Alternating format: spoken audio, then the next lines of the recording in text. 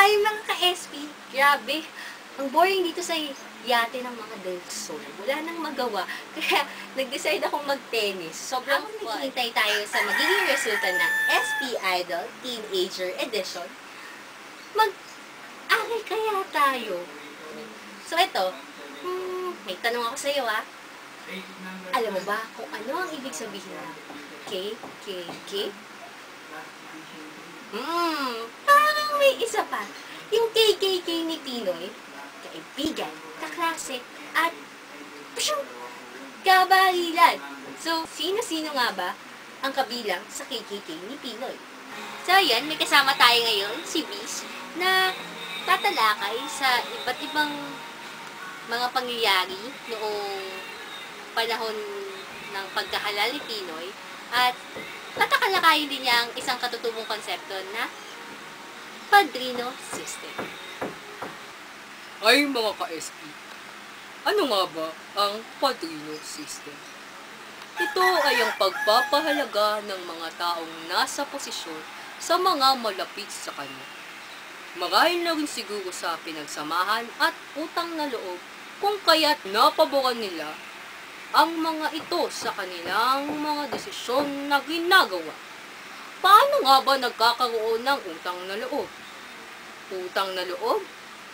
Parang narinig ko na yan ng maraming beses.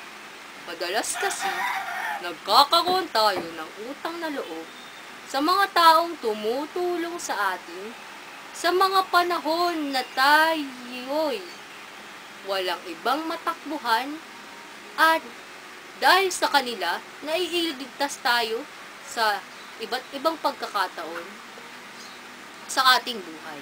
So, sa politika, nagkakaroon ng utang na loob kapag ang mga kandidato ay tumakbo at nakatanggap ng suporta mula sa kanyang mga kaibigan, kakilala at kapamilya.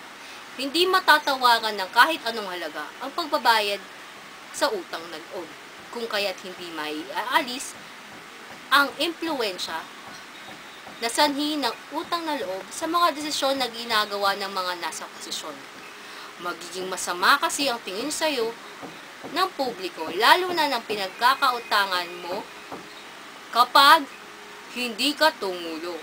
Panghabang buhay ito, kaya natutulak na gawin ng mga politiko na gamitin ang kanilang kapangyarihan sa pagbabayad ng kanilang utang na loob.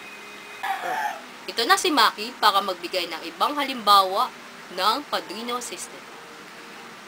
Salamat, Bis! Sobrang malaking tulong ang iyong sinabi tungkol sa Padrino System.